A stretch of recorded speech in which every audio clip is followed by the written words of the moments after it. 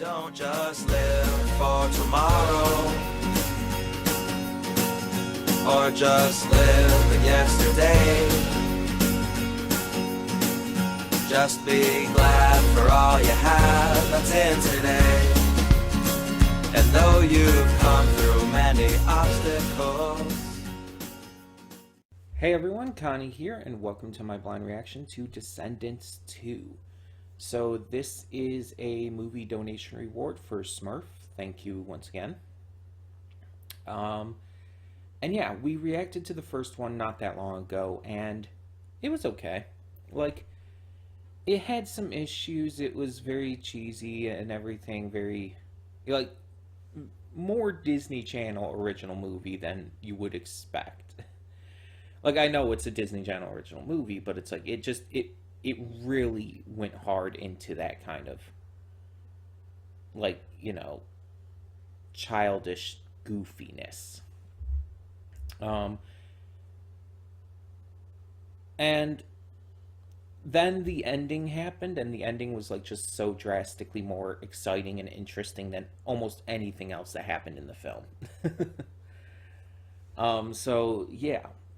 But apparently, I've been told in the comments and everything that apparently this one, or the first one, was the weakest one. Like, apparently they just get better, I guess. Now, I have no context for that yet. I will after this, but maybe it's true. Maybe they just get better. Now, this series, I believe, is done by Kenny Ortega. I believe I mentioned that in the first one when I found out. And he's known for, like, High School Musical, and it's like, High School Musical could be cheesy at times, but it's like, this was definitely a lot more so. So I'm hoping that that kind of stuff is dialed back in this sequel, and it's more, you know, self-sufficient and interesting. I don't want it to rely too heavily on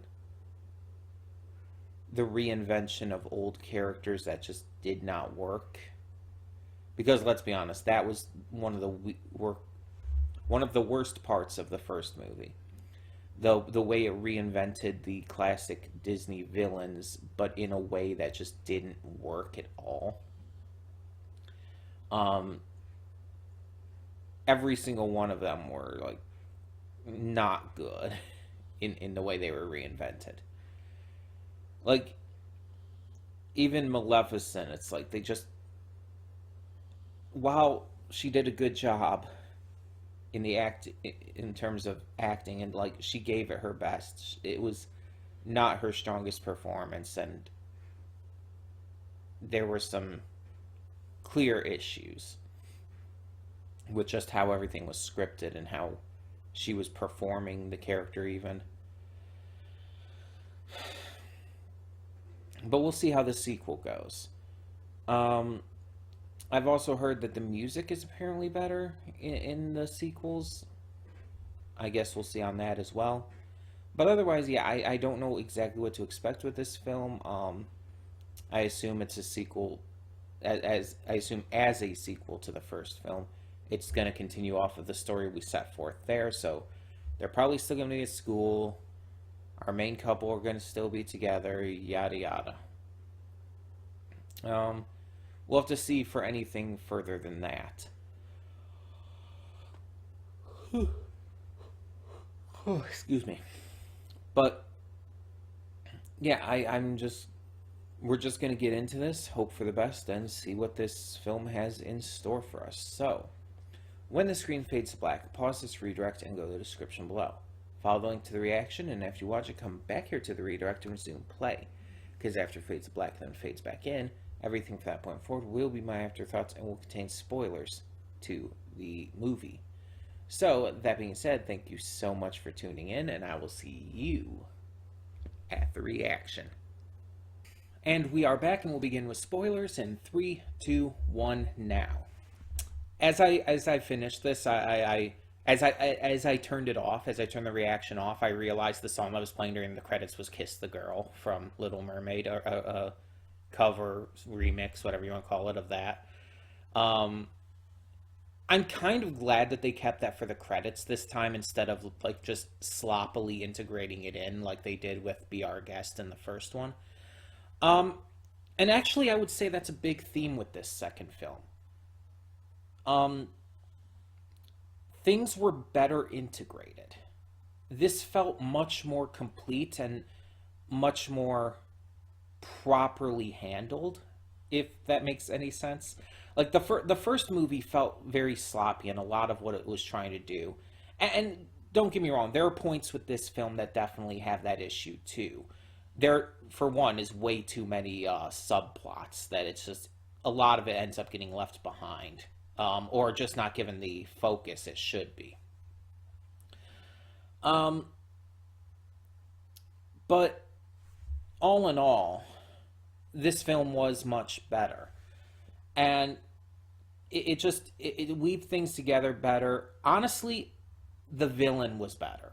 Uma is such a good villain, a believable villain, because she's not evil. She's definitely just a victim of, the prejudice and prison like aisle that our main characters had been. We understand her as a character.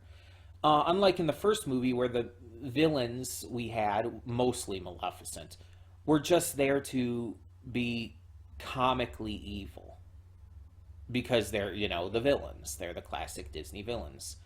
I like that they did it this way instead for this film, because it makes it feel more believable.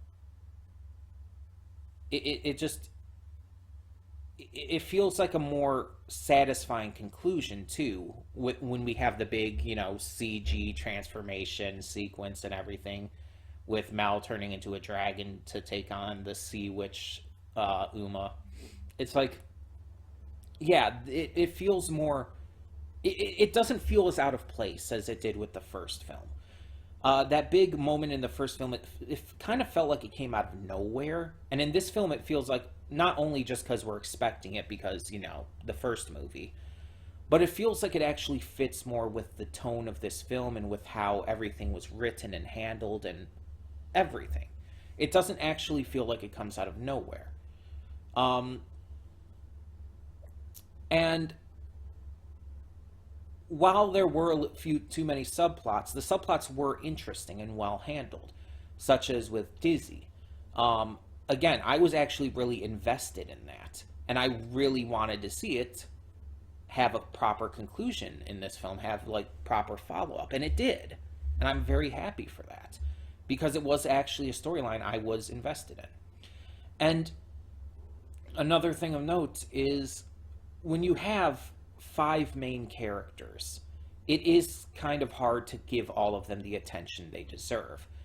Because you're going to have some characters who just feel like they aren't being given as much focus as the others. And in this one, it definitely made up for some of that. Because in the first film, Sophia Carson's character, her name is escaping me right now, but she was kind of just there. Like, there were a couple, like, subplots with her, but it's like, she really didn't have as much of an impact in the first film. Um, in this film, however, she definitely has a bigger role, and even by the end, like, based on that notice that Dizzy got, she's an advisor to King Ben now. Like, she actually is given a title, and it's all because she had a more notable role in this film, with the Dizzy subplot and everything, and she just had her connection with Mal was deepened in a way that the first film just didn't do. Um, and the other two, the guys, were given some time to shine as well. Um, though I am not great with these names, apparently. Jafar's son, I can't think of his name. Where is it? Jay. Jay was he's the one who got the short end of the stick in this film, but he was good in the first one, but in this one he kind of felt lesser for sure. All of the other characters definitely had more of a role to play for the main characters. Mal, Carlos, Evie, Ben, all of them definitely were bigger in this one, while Jay was the one who was cut back on a bit. But again, with 5 main characters and only like up to 2 hours for the movie, it's like you can't do everything. It's impossible. The songs in this were so drastically better than the first film. It's like it's shocking how much better they are.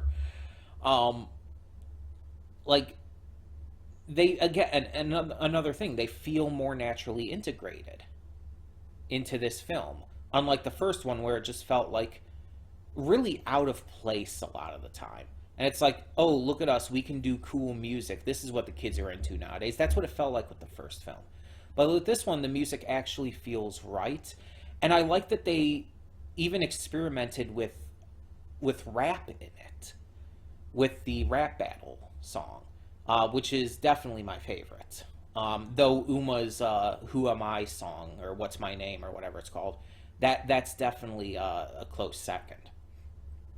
Um, and this, I don't know if this is an unpopular opinion or not, but Uma's actor is at least so far the best singer in these movies. Like, her voice is just goddamn gorgeous. She has an amazing singing voice. Um, and while Dove Cameron and Sophia Carson and all these others are great too, sure, she's just much better than them. She just is so much better, in my opinion. It's all subjective. Music is subjective. Taste is subjective. But her voice is just amazing. It really is. I also thought the pacing in this one was much better. It just felt like it was handled a lot more naturally. The ending did get a little slow for me, I will say, but it didn't really take away anything. It's just like I felt like it was going to end a couple times before it actually did. um, and again, it doesn't really hurt the movie overall. It's just a thing I did notice. Um, and it was just more enjoyable. The writing, I feel, was better. The just general like enjoyment of it was better. There's a couple things that I feel weren't necessary, such as Dude being able to speak now because of eating the gummy. Why? Is it just because, Disney, we need a talking animal sidekick? I don't think that was necessary. And yeah, he did play a role in helping them during the confrontation with Uma later on in the film. But it's like, otherwise, like, why? What's the point of this? I just feel like it's unnecessary and just it didn't really amount to much. It's just another one of those B plots that didn't really do anything. Because you could have figured out some other way to make the final battle, or the battle with Uma there, on the ship work. You could have figured out some other distraction or some other way to trick her with the wand. I just don't feel like it amounted to much. But again, it's Disney. Gotta have your talking animal sidekick. It's a thing, even if not always for the better. Um, but I mean, he was at least enjoyable. It wasn't like super cringy or anything. Um, but yeah, overall, I really did like this one. Um, my biggest issue story wise is that the main focus, the main plot is a little bit cliche. Like the entire thing about like, oh, I don't belong here. I've been trying to fit in, but I don't actually belong here. It's like, yeah, we've seen this. And it's just it doesn't really do much of anything new. And nothing really comes of it. It's not like she goes back to the island and becomes a bad guy again. No, she just kind of mopes for a bit and then has to end up helping save Ben and is just kind of back into place. It's like, and the entire thing about her complaining that she wasn't getting a handle on it, but the fact that she didn't even try and she was legitimately just faking it with magic and everything, it's like, you didn't even give it a chance. You didn't even actually try to fit in. And the entire thing, like with the others saying, like, "Oh, you don't, you're not going to perfectly integrate with them." It's like you're always going to be who you are. You're always going to have your roots and everything. And it's like you're never going to be one of them completely. And it's like that's bullshit. Because the other three literally prove that that's possible. And again, Mal never tried. She never actually gave it a real try. She faked it because she was too afraid to give it a real try. So that entire conflict was just kind of dumb. It didn't ruin the movie overall, but it was dumb, and I just don't feel like it was really needed. Especially since it just didn't work at all. It didn't make sense. But this movie clearly sets up for the next one. Uma's still around. She even breaks the fourth wall and tells us, the audience, that it's like, oh yeah, there's gonna be more. Dizzy is going to be headed to the school, presumably others as well, considering what she had said to Ben and everything. Like, she has this entire list, I guess, of kids to bring over. And yeah, with the first one, it was like, okay, the ending kind of saved it for me, and I'm curious enough to want to see more.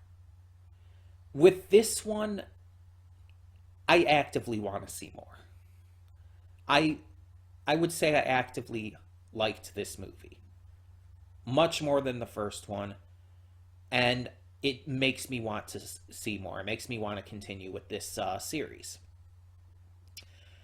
Um, it was just leagues better. So I can definitely see where you were coming from, Smurf, when you were telling me um, that the first one was like your least favorite or whatnot, or the worst of them.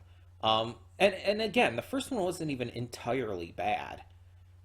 There were some good things in it. It's just it had a lot of issues too. This one fixed a lot of things and was just more enjoyable on practically every level. Um, thank you once again to Smurf for donating for this. If you or anyone else wishes to donate for future movies, um, please feel free. Any and all donations are accepted. You get a reward no matter how much or how little you donate. Does not matter. And if you're unable to donate, that's perfectly fine. Um, it's understandable. Not everyone can afford to or even wants to right now. It's completely optional. And in the end, you'll never have to worry about not seeing everything, because everything on the channel is available to everyone. No paywall, no nothing. So yeah, it's just the donation rewards are just a way for me to get you all involved a little more, and a way for you to get me to check out some stuff that I wouldn't that I wouldn't otherwise check out. But yeah, so I assume eventually we'll get a donation for Descendants 3. But there's other movies possibly in the future as well. So hopefully we get some good stuff. There's at least one movie that I know is being waited on. Um, just because it's something that had been talked about with Smurf and everything. So I know there's at least one movie that is going to be coming in the somewhat future. Um, but yeah, if you want to bring up a movie, see if I've seen it or not, or a series or anything, and wish to possibly donate it for it, just we can talk in the comments, figure it all out there if you wish to. But again, it is completely optional. But tell me in the comments below, what did you think of Descendants 2? And how do you think it compared to the first film? Let me know down below, and thank you all so much for tuning in. For now, I'm Connie, and I'm signing off. See y'all next time.